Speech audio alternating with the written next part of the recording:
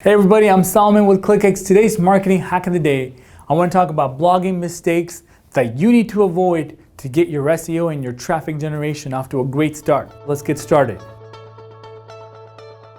Marketing hack of the day is brought to you by ClickX.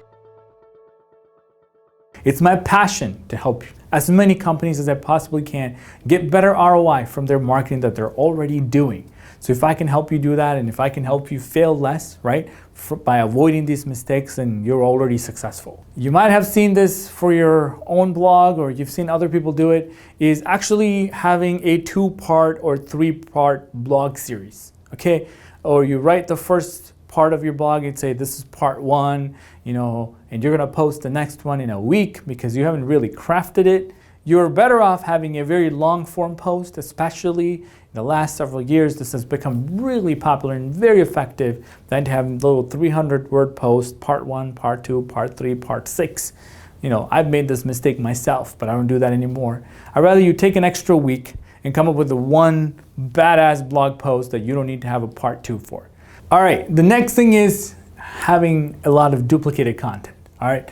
You're duplicating blog posts that sounds almost like somebody else's blog post, but you need to blog every day. You thought that blogging every day is going to be the solution to your entire traffic problem, or your boss told you to blog 3 times a week, and you can't come up with content, so you just start getting content from anywhere and everywhere, which I think is just like rewriting blog posts, right? It's almost borderline plagiarism.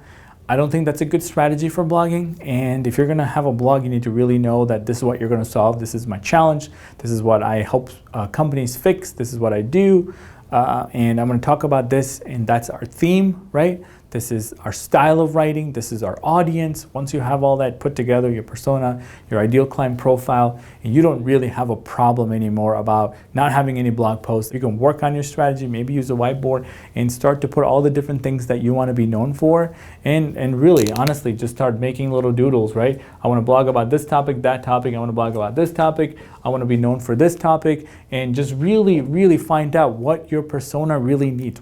Moving on to number 3. Number 3 is really important. If you create content that are in some sort of a series, or you're talking to people from this pane to that pane or whatever it is, you want to link them together because it actually helps them connect the dot on the things that you're talking about, and linking to other blog posts increases the value of those blog posts for your own website, right? Interlinking is the cheapest link building you can build. You already have the pages, you just have to link to them.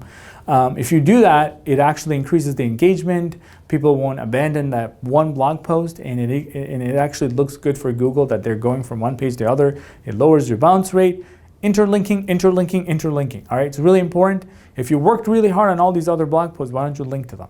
All right? And if you can't think that hard that which blog post is going to go well with this topic, then you need to have a strategy, a better strategy of blogging, period, and know that I'm going to start linking these up together before you write them out, okay?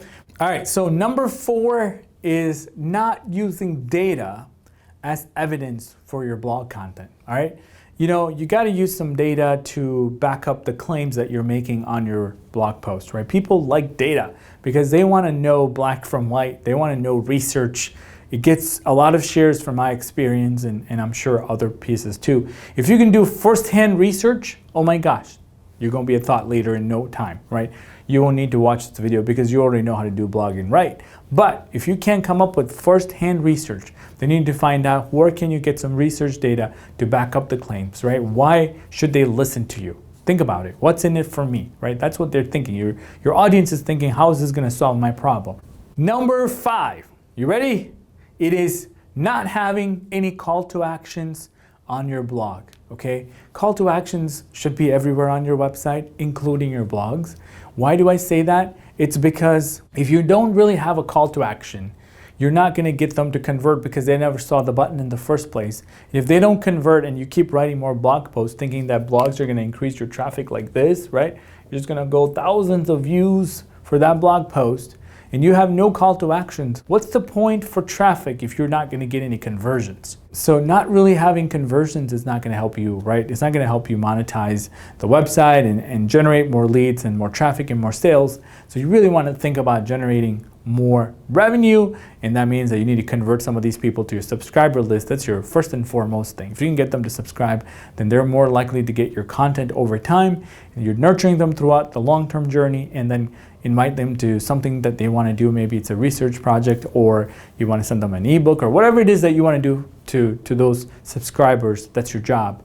But not having that sort of call to action in the first place, it's not good. All right, you should really work on the call to action before you even write the blog post if your job is to use blog as a means to convert people, not just generate a bunch of traffic.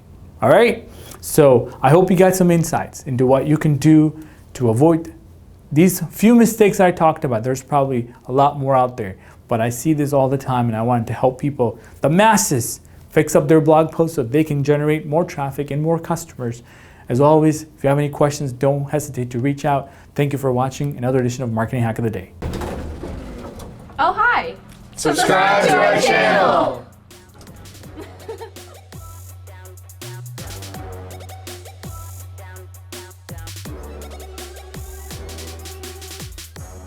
ClickX, helping businesses increase traffic, generate leads, and close deals.